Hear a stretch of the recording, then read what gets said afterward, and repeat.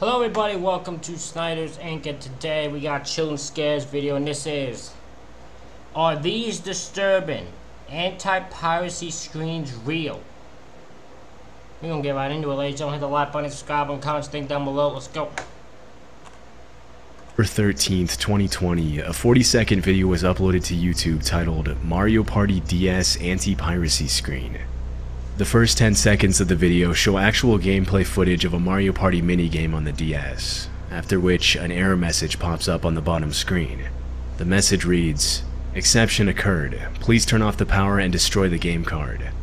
This is immediately followed by the appearance of another ominous message that reads, "Software piracy detected. You are in possession of an illicit copy of this title.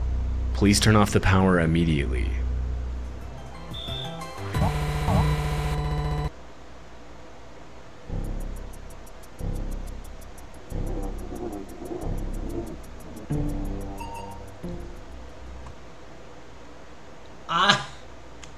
I admit, I love the look of this. It sounds ridiculous, but this look is amazing.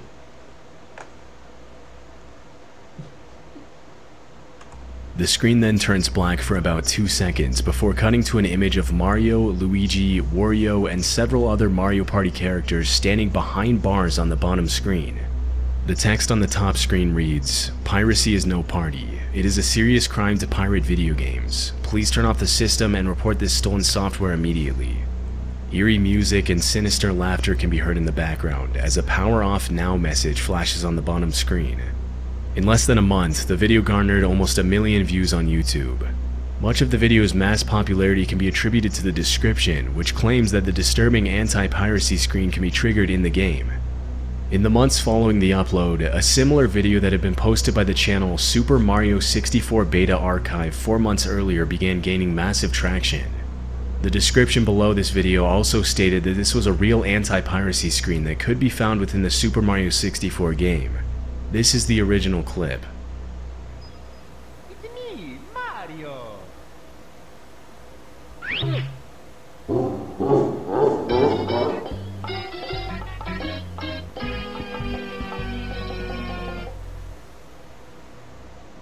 The screen in question shows Mario sitting on top of the N for Nintendo, reading what appears to be an instruction booklet. Above him, there's a warning that reads, "It is a serious crime to copy video games according to copyright law. Please refer to your Nintendo game instruction booklet for further information." Beneath Mario, a message in Chinese directs the user to the instruction manual. Similarly to the Mario Party DS anti-piracy screen video, this 24-second clip also went pretty viral, receiving over 2 million views in just a few months' time.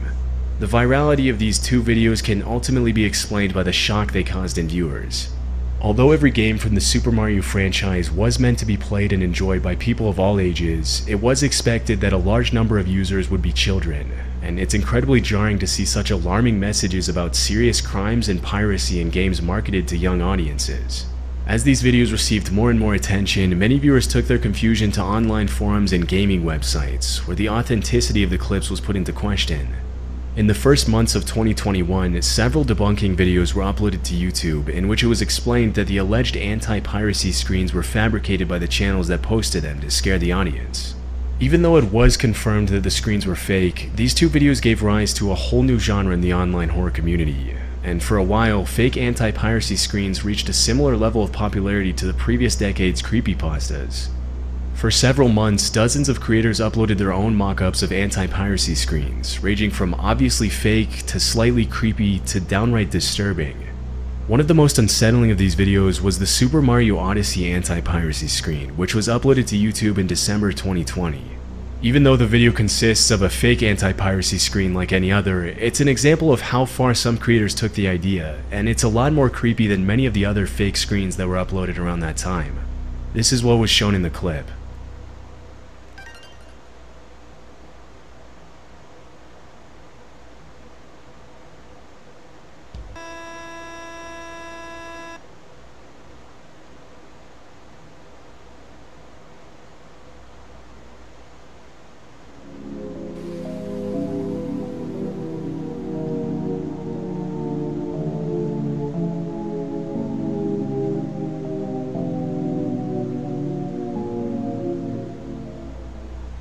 The fact that this screen was so haunting immediately gave it away as fake, as Nintendo would obviously never terrify its users with these kinds of images and disturbing messages.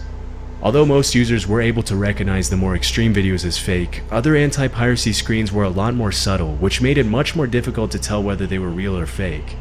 Many of these screens were so well edited and so carefully thought out that thousands of viewers believed they were real.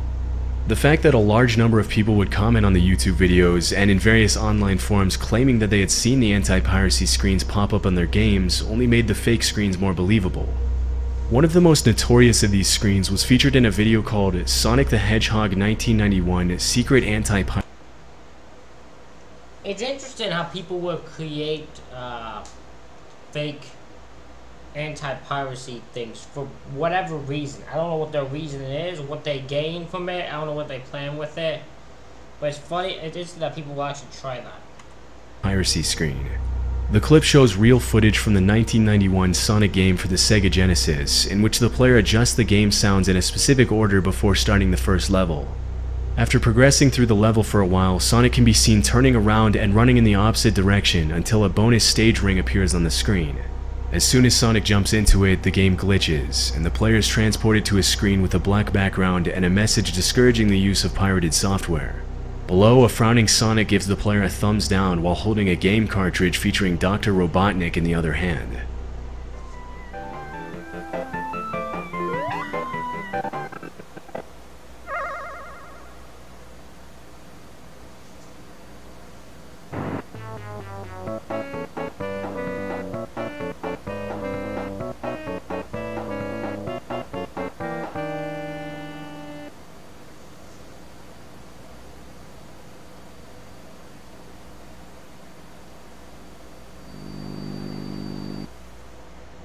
As soon as the music ends, two unsettling messages appear on the screen. What are you doing here, and you shouldn't be here. Sonic's eyes then turn black and the video ends. Although the description in the video doesn't mention that the video is fake, the grammatically incorrect anti-piracy message, the cheesy warnings, and the overly creepy image of Sonic with blacked out eyes gave the video away as fake. However, many first-time viewers are still being fooled into believing the screen is real and can be triggered within the game.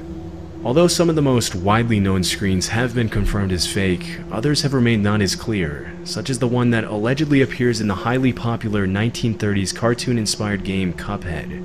In 2021, rumors started circulating that if the console detected pirated software, strange things would start happening in the game. Some sources claimed that instead of listening to the original music of the game, the player would have to listen to a creepy, demonic version of the soundtrack throughout the whole game. Other players reported that an anti-piracy screen with dark, creepy sounds and a reverse, slowed-down version of the theme song would appear as soon as the game started, along with other strange gameplay effects.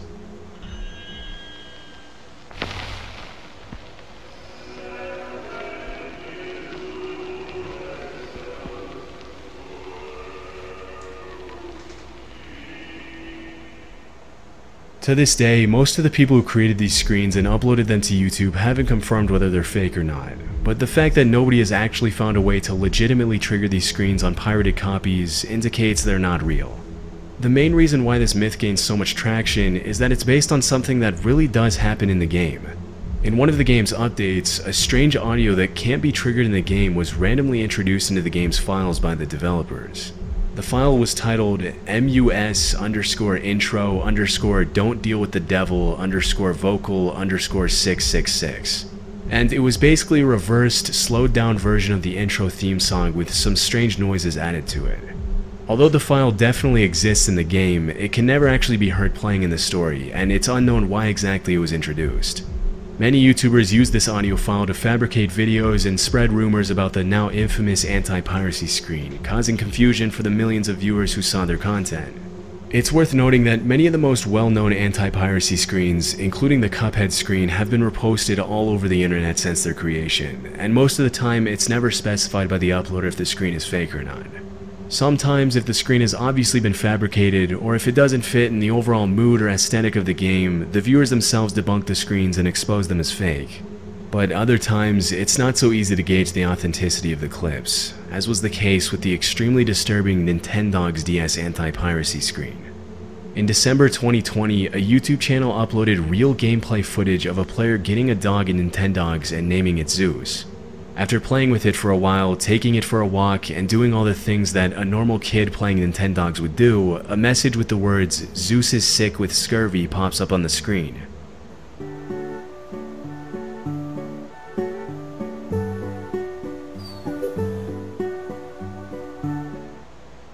The screen then turns black, and an even more disturbing message appears. It reads, "Zeus has died. Nintendogs can only survive in legitimate Nintendo DS cartridges."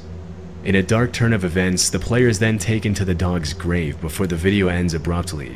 This is one of the most chilling anti-piracy screens on YouTube, especially since Nintendogs is a children's game, and it's hard to imagine a kid would want to play on their DS again after being traumatized by something like this. Fortunately, the screen is completely fake, but that hasn't stopped many people from I mean, these are obviously all going to be revealed as fake. I mean, there's not one of these that I feel like are going to be revealed to be real. That's the point of these, right? Is all these are going to be revealed to be fake ones that are clearly, obviously fake. I would love if he did throw one real one in, but I don't think he will. Reposting it on other platforms as real, which has contributed to the screen's notoriety. While these anti-piracy screens are all fake, game developers have been implementing similar legitimate anti-piracy measures for decades. In the 80s and 90s, developers experimented with many different piracy prevention methods, including lens lock, code wheels, and hidden instructions in the game manuals. Lens lock was a technology that consisted of a plastic lens that players would have to hold up to the screen to decrypt a jumbled up two-letter code at the beginning of the game. Without the code, access to the game would be denied. Over time, lens lock became extremely annoying for users, and many developers started to use the game manual as a copy prevention measure. The way this would work is that the player would reach a point in the game where they would have to answer a question to continue playing, and the answer could only be found in the game's instruction booklet. In theory, this seems like a good approach for piracy prevention, but it posed a problem for players who bought the game used and for those who lost the booklet, and after a while companies replaced this method with the infamous code wheels. Code wheels were circular mechanisms consisting of multiple layers of cardboard, each featuring different symbols, characters, or words. The layers could be rotated to align different elements on the wheel, revealing a code through the cutout windows. At the beginning of the game, the player would be prompted to enter a code, which would require the player to rotate the wheel until the correct code appeared. The gaming community didn't appreciate this added layer of complexity to start playing their games, and most companies dropped the code wheel soon after. This is when in-game anti-piracy measures started to become more popular. The basic idea behind this was that when the console detected copied software, the game would alert the user in different ways to discourage the use of the pirated copy. This would usually take the form of a black screen with no music and a message similar to the ones in these images. This was common in popular games such as Donkey Kong Country 1, Super Metroid, Super Punch-Out!, and Super Mario All-Stars. And while this was a necessary anti-piracy measure, it didn't take long for game developers to get a little more creative with in-game anti-piracy methods and start making them a bit more creepy. A perfect example of this can be seen in Donkey Kong Country 3, which featured one of the first anti-piracy screens that could be considered creepy. It's worth mentioning that in the first installment of the Donkey Kong Country series, the anti-piracy screen was a generic error message that wasn't very intimidating at all, but this changed in Donkey Kong Country 2 and 3. When the copied software was detected, instead of seeing a black screen with an anti-piracy message, the player would be taken to this screen.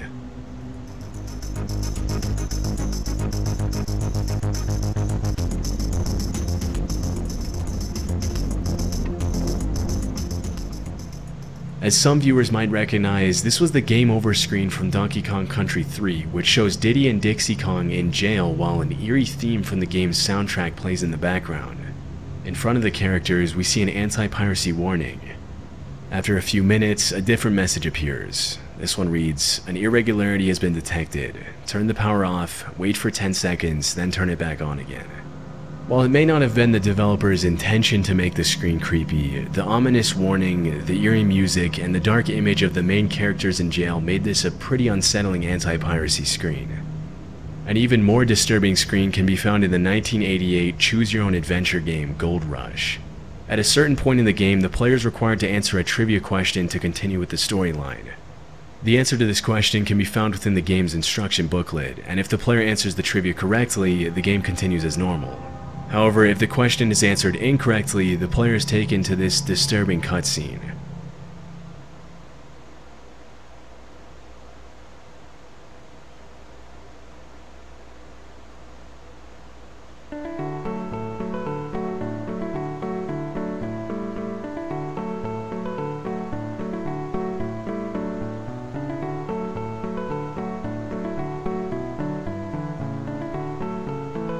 Oh my god.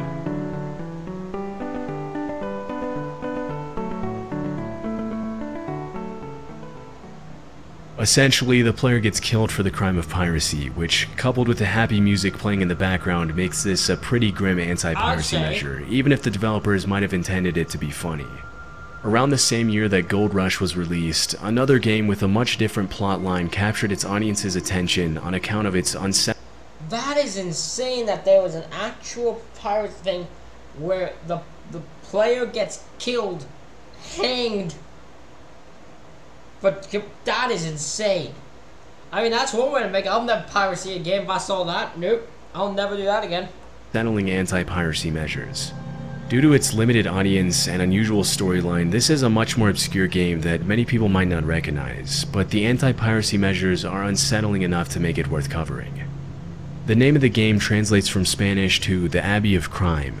It's basically a murder mystery game set in the Benedictine Abbey, and it was inspired by the classic 1980 novel The Name of the Rose. Although the game is free to play, it features a somewhat creepy anti-piracy method to prevent unauthorized modifications, which is understandable considering it was created by two independent Spanish game developers. When the game is launched, the software verifies that the palette and audio tracks are stored in their original configurations. If they're not, it initiates its copy protection. During normal gameplay, when the player enters the Abbey, the song Ave Marie can be heard playing in the background as music. But if the copy protection is activated, this is replaced by something completely different.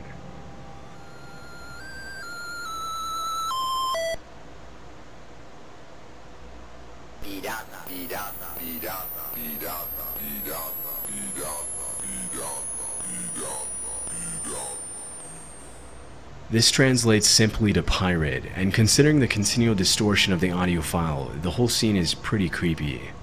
Although both Gold Rush and the Abbey of Crime are pretty old examples, modern game developers have continued to get creative with their creepy piracy prevention measures to make their games more difficult to crack. Serious Sam 3, for example, contains a pretty aggressive anti-piracy measure that made the game practically unplayable. Players that illegally downloaded the first-person shooter game would be able to enjoy the gameplay as normal, with only one exception. If the software detected it was being played on a copying device, the player would be chased down by some sort of red scorpion demon throughout the whole game. The monster is unkillable and moves at a much higher speed than any other monster in the game. As with Serious Sam 3, many developers implemented anti-piracy measures that would be triggered at the very start of the game to make the game unplayable. But other games like The Legend of Zelda: Ocarina of Time feature slightly more cruel anti-piracy measures. In contrast to the copy protection measures in most games, even if pirated software is detected in Zelda, the game allows the player to continue playing as if nothing was wrong. You can beat every boss, follow the storyline, and reach the very end of the game, and only then is when things start to go awry. At the end of the game, after beating Ganon, the player has to escape the crumbling castle with Princess Zelda. During normal gameplay, the princess magically opens the door and the player must walk through. But in the pirated version, the door never opens, and only the princess passes through, leaving the player to die in the crumbling castle.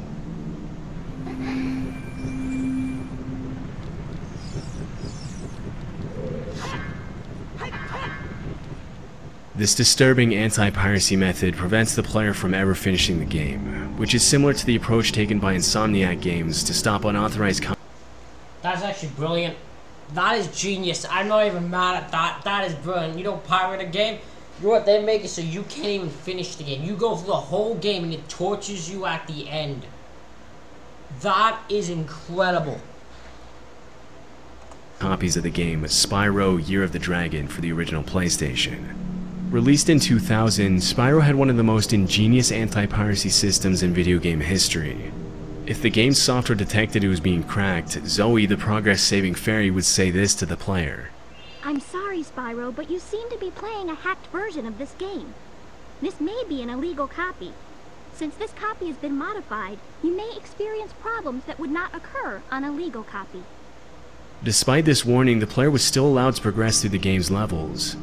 But the attempt to crack the game wouldn't go unpunished, as the developers made the game as annoying as possible to play for the people who tried to crack it.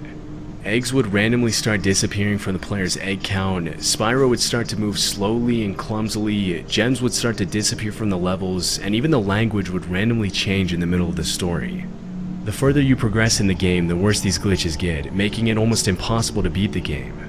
Even with these protective measures, players can still fight the final boss, but the developers made sure that pirates couldn't enjoy the happy ending. During the final boss battle, the game automatically crashes, and when you open your inventory again, you'll find that all your eggs, gems, and other purchases have been permanently deleted, which means you have to start the game all over again, repeating the cycle infinitely. Anti-piracy screens like the one in Spyro have become more common with the passage of time. I'll never not appreciate it. Listen, a game, don't pirate a game, and instead they made it so, listen, you want to pirate a game, you ain't beating the game. You ain't beating the game. It should be a simple thing. Just don't pirate a video game. Just buy the f***ing game. If you want to play it, buy it. As developers have found this to be one of the most effective ways to prevent their games from being cracked, especially during the first few days of the game's release. Although anti-piracy screens have served their purpose pretty well, their impact has extended far beyond the gaming community. With their unsettling content and eerie mood, anti-piracy screens have carved out an unexpected niche in the online horror genre, and have remained extremely popular to this day. Ladies and gentlemen, thank you all for watching this. Let me know what you think in the comments. Let me know what you think is the creepiest anti-piracy screen for video games. If it's real or fake, let me know what you think. Thank you all for watching. I'll see you all for the next one.